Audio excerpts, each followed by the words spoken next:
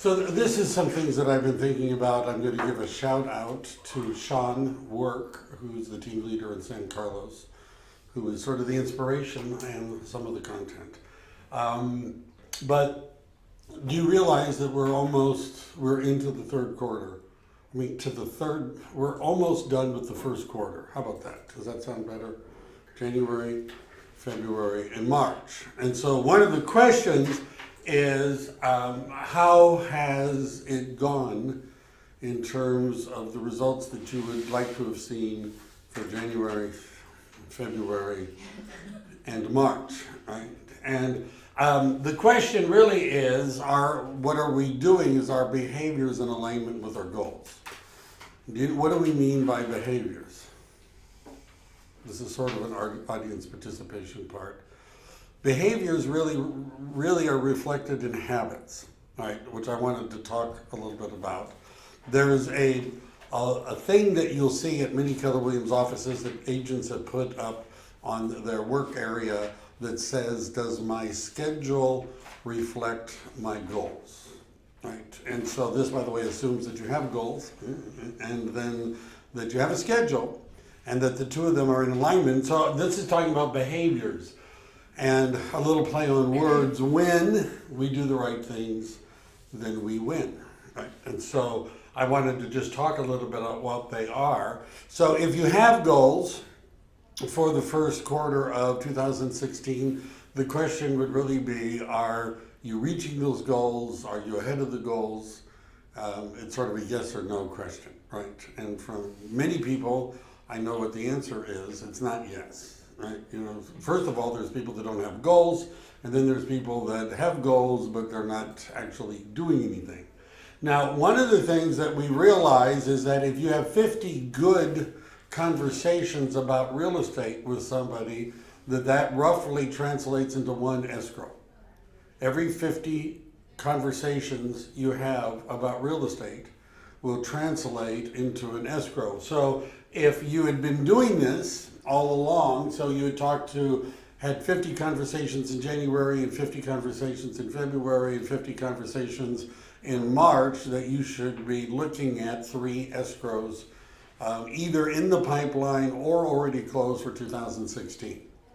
And by the way, an idea might be that if you don't have any escrows, nothing is closed, nothing is pending, it might be reflected in the number of actual conversations that you had about real estate with people.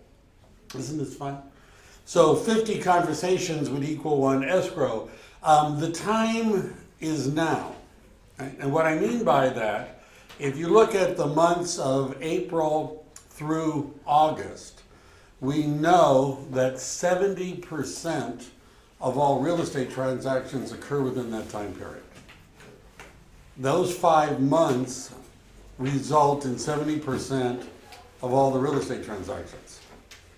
Should we wait to September to go to work?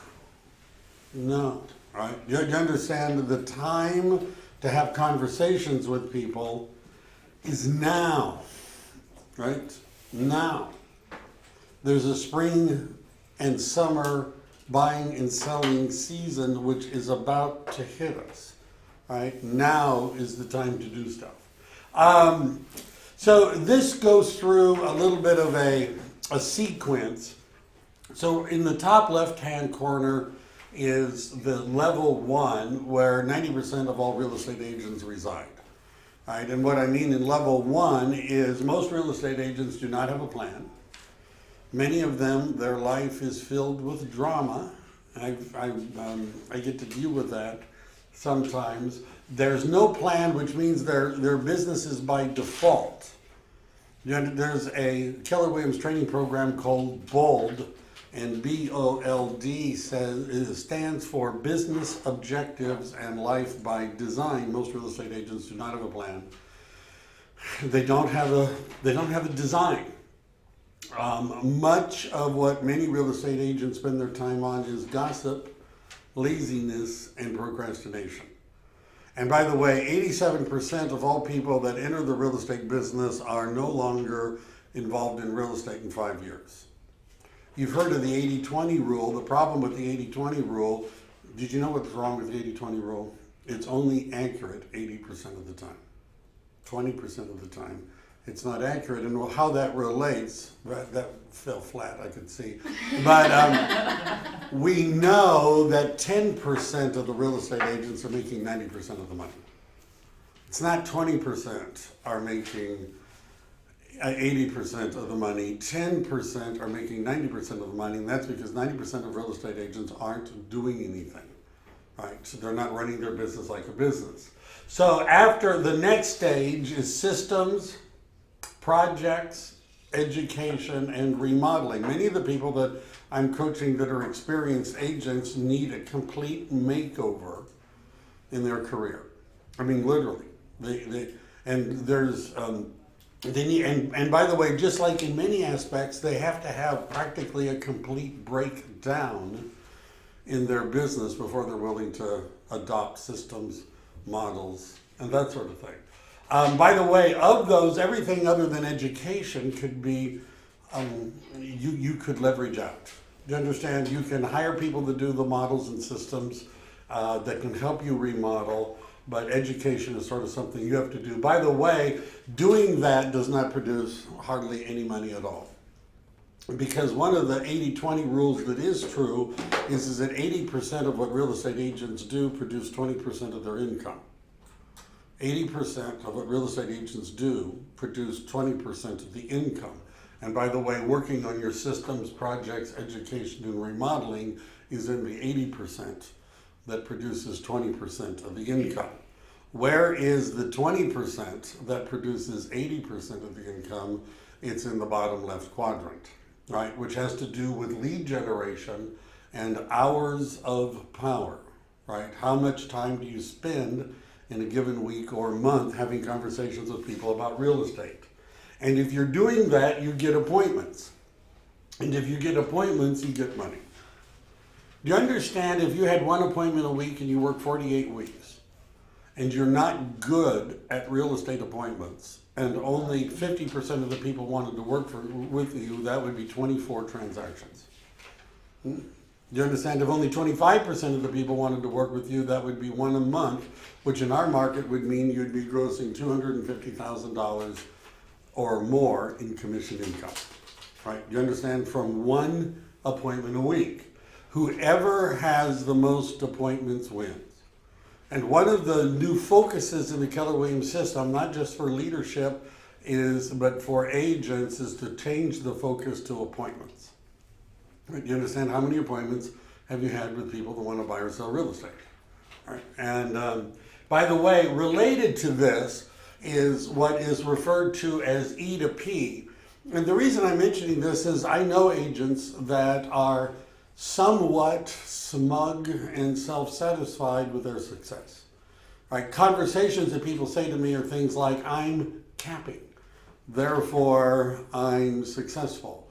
Now, capping in this office, by the way, requires that you do $4 million in sales. How many transactions is $4 million in sales? Could be 4, might be 6 if you're looking at an $800,000 price point. Right, so every other month they're closing a transaction. And by the way the Keller Williams commission plan works is essentially if you just cap, you're on a 70-30 commission split, which you could do better at. You could do better than that if that was what was most important to you. It's doubling the business. And do you understand what this talks about, the E approach, which is what's easy? Different people have different natural ceilings. There's an agent that I have talked to who can do $10 million in volume by doing what comes easy, relatively easy. And some people can do $4 million and some people can do $2 million in volume by doing what comes easy. But you hit a ceiling by doing what comes easy. And some of the characteristics of this are disappointment. I don't know if anybody's felt that. Resignation. Going to greener pastures. The problem must be the office. So I'm going to go to another office because obviously that's the problem. And then the cycle continues. What's called the P or purposeful approach is that we have to do things differently in order to get different results. One of the lines I like from one of my coaches is, in order to get to better, you first have to get to different. Right? And so that means doing things that are purposeful, which is a focus on models and systems. Now, in the long run, people that are purposeful do better than the people that are entrepreneurial. All things being, in the long run, the people that... Now, we see what this assumes is that you have a plan. So how do you get appointments? How about that? Isn't that the question? Right? All this, appointments are like the weather. Everyone talks about it, but no one actually does anything. Isn't that right? So the first step in getting appointments is you need to make a commitment to behaviors and habits. Right. Now, notice I wrote down cues and reward. There's a great book out called The Power of Habits. And one of the things that they were doing research, and what they found is that many bad habits and good habits are based on a cycle. And the cycle is there's usually a cue that ends up in a routine that produces a reward. And this works for bad habits as well as good habits. So for example, the guy who wrote the book tells the story of going to the cafeteria every day at work to have a chocolate chip cookie. Right?